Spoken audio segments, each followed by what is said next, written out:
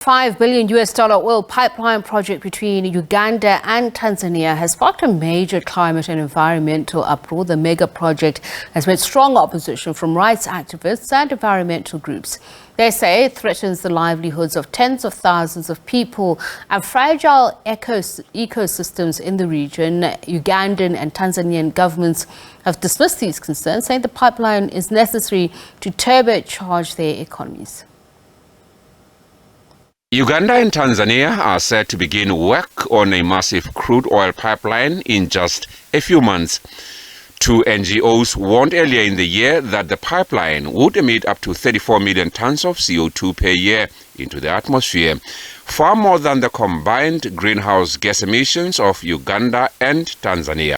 The report by Friends of the Earth and the Suvi NGO warned East Africa Crude Oil Pipeline EACOP infrastructure risked a major oil accident off the Tanzanian coast that could harm protected marine areas and would threaten more than 2,000 square kilometers of nature reserves in the biodiverse country. The report said communities were having to give up land under duress and at an unfair price to the EACOP consortium. In September, the EU waded into the controversy surrounding the project and called for it to be halted, citing human rights abuses and concern for the environment and the climate. Both Tanzania and Uganda have dismissed these concerns. Total Energies, which has a 62% stake in the project, says it will have one of the company's lowest carbon dioxide emission levels. Well, let's speak further about this. Elison Karuhanga is a member of Uganda's Chamber of Mines and Petroleum. He joins us now. Very good evening to you, and thank you so much for speaking to us. Has construction work started on this pipeline as yet? Good evening to you, and good evening to all the viewers. It's a great honor and privilege, if I may start there, to be with you here on SABC. The construction work, I believe, is starting on this pipeline. A lot of preparatory works have gone into the pipeline construction phase, and we are seeing the project being developed very rapidly. And what is your position as the Construction may not have started, but it's a lot of development. Okay. Well, what is your position as a chamber, given the objections that we've mentioned have been raised, including the IAEA? We believe that they also had objections to it, International Energy Agency. I don't want to speak for the chamber, but speaking for myself, I will tell you that I completely do not agree with the objections which have been raised. I think many of them are far-fetched, frankly, and they are not based on reality. Let's take the example of, I'm not sure if the IEA has necessarily opposed the project, but I'm aware that they say that we should not develop any new fossil fuel projects, which I think is a interesting and legitimate position to have. But I think it's important that we dissect that point. And if you could just give me a minute and I just try and dissect that point further. What that means is that we must maintain the status quo. Those who are producing must continue producing, and those who are not producing must not start producing. Broken down further, Uganda will, when Uganda starts to produce, we will produce 250,000 barrels of oil per day at most. The United States of America produces 13 million barrels and consumes 20 million barrels. So what they are saying is that to save the climate, America must continue producing 20 million barrels, but Uganda must not start producing 200,000 barrels. What they are saying is that Norway must continue to produce 2 million barrels, but Uganda must not produce 200,000 barrels. That somehow Uganda's 200,000 barrels will increase global temperatures, while the almost 15 million barrels that China consumes or that the European Union consumes will not have a significant impact. I think that is an unfair and unjust way of looking at the climate crisis. And I think what we are looking at is a philosophy that says, to him who has, more shall be given to him, But to him who does not have, even the little he has shall be taken away. And I find that to be extremely unfair, and any discussion about climate justice or climate transition must include a just transition. We cannot continue to tolerate transitions from darkness to deeper darkness. All right, so let's look at this pipeline. We were showing pictures of it. If you could just tell me the practicalities of it. I believe that because of the nature of Lake Albert's crude oil, apparently it's a waxy sort, and it has to be transmitted through a heated pipeline. But as a result, only a third of those reserves, 6.5 billion barrels, will be deemed commercially viable. Is this true? Yes, it's true that out of the 6.5 billion barrels of oil that is initially in place, only 1.5 billion barrels are recovered. I'm not so sure if that's because of the waxy nature of the crude.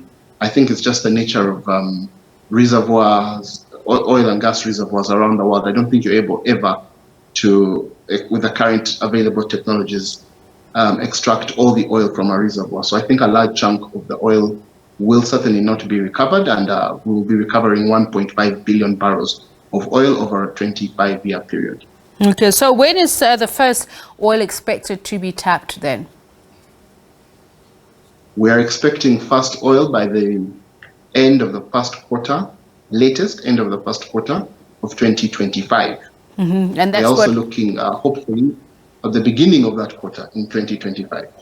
And how much is projected of the oil that's going to be tapped to be commercially viable, and how is it going to help with the current energy crisis? And I ask this against the backdrop of some of those activists who are saying the land on which this is being built, that ordinarily that this is arable land where they would plant a mix of, for instance, cassava or other local grain which actually can be consumed, and this within drought situations, food insecurity. They feel that they're being hard done by, that there's been very little consultations with the surrounding communities.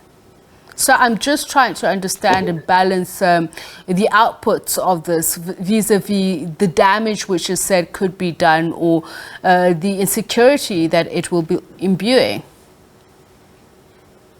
Oh, okay, first of all, with regard to the damage, I think a lot of the damage has been greatly, frankly, exaggerated. The ECOP, the pipeline, is a buried pipeline. Mm-hmm. It will be buried about 6 feet underground. It will travel over majority corners, really, of farmlands. We have over 1,400 kilometers of pipeline. We are looking at only 500 to 700 displaced households. Now, not even displaced, but 500 to 700 people who will have to be resettled nearby. So a lot of people, the majority of people whose land the pipeline passes through, keep the bulk of their land with them, and only a small portion of people have to relocate from their homes, and they are given land nearby and better accommodation nearby. So first of all, those impacts, I think, are greatly, greatly exaggerated. But if you're talking about, I didn't get the... Okay, I didn't get some of the activists have reported that where the pipeline will lie, I hear you say that it'll be underground, that this is an arable land that ordinarily they'd be planting crops which would be sprouting and helping with the food insecurity. I understand some of the reports suggest that these people have been compensated, but obviously if you're pumping oil underneath, no matter how far, the effects there ecologically will be felt on the crops that are being grown. No, I don't think there is sufficient evidence for this. Remember that the pipeline is a small corridor. It's a linear project. It is true that you're pumping oil, but you're pumping oil through a small linear project. This is almost like constructing a road, but a much smaller road, and underground. Now, people who, for example, a large chunk of the lands along the pipeline route are, for example, in areas where people keep goats or cows, and they'll be able even then to use part of their land. But you are right that we may need to resettle some people, and that you are also right that there may be certain impacts. And I think many of these impacts have been studied, and many of these impacts have to be mitigated against. But remember that you're not just looking at farmlands. The pipeline, Uganda is a landlocked country. We have no access to the sea, and we mainly depend on the port of Mombasa. This pipeline is opening up a new corridor to the sea, in the port of Tanga in Tanzania. So you're looking at, number one, a new trade route being opened up. A large number of businesses have been formed along this pipeline route. You're looking at, or already, before this oil project even starts, 1,000 kilometers of road almost have been built up in this oil area, connecting formerly locked areas that were completely inaccessible right now, have tarmac roads, accessing them to large parts of the country. As we speak now, there's a new international airport in that very area that's being constructed. Uganda's only second international airport that is already 70% complete. If you're looking at this project in the totality of the project, just a quick remember one. that it's not. Just a quick one. Will the product be for mainly domestic use, or will it be for export purposes? And I mean, you kind of alluded to it earlier on in terms of climate diplomacy, that there's some level of hypocrisy, that Uganda itself is involved in the production of fossil fuels at a much higher rate than some of these European countries. So just very quickly expand a little bit on that, whether it's going to be for export purposes, or will it be for domestic use? The ECOP pipeline is an export pipeline. However, Uganda is developing two projects. We are developing the pipeline and a refinery that will refine about 60,000 barrels of oil per day. Now, what you're looking at is the 60,000 barrels of oil per day is sufficient to meet all our local demand in Uganda, and at the same time have enough refined product for export. Think of it almost like the Norwegian oil projects. Norway produces about 2 million barrels of oil per day. It exports about 1.7 million barrels of that oil as crude, and refines about 300,000 barrels for the local market. We'll be having a similar kind of project. We have a refinery dealing with our local, domestic and regional market, but the bulk of the excess oil will be exported through ECOP. So ECOP will help commercialize the oil fields, open up the oil fields, bring in the much-needed investment, and at the same time, the refinery will deal with our energy transition challenges, with our energy poverty challenges. All right. Thank you so much for speaking to us. Much appreciated. Elison Karuhanga, member of Uganda's Chamber of Mines and Petroleum.